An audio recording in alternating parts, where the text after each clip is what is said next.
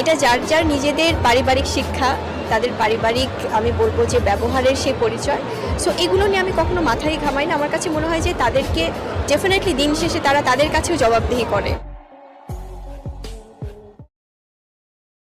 অপু বিশ্বাস একজন জঘন্য ব্যক্তি। অপমান করে কি বলেছে শাবনূর ইয়াসমিন বুবলি? কেরিয়ারের দিকে লক্ষ্য করলেন বুবলি, তুলনায় অনেকটা এগিয়ে থাকবেন অপু বিশ্বাস। কিন্তু বর্তমান সময়ে অপুকে ছেড়ে বুবলির দিকে যেন শিল্পী সমিতির আগ্রহ লক্ষ্য করা যায়। কিন্তু কেন?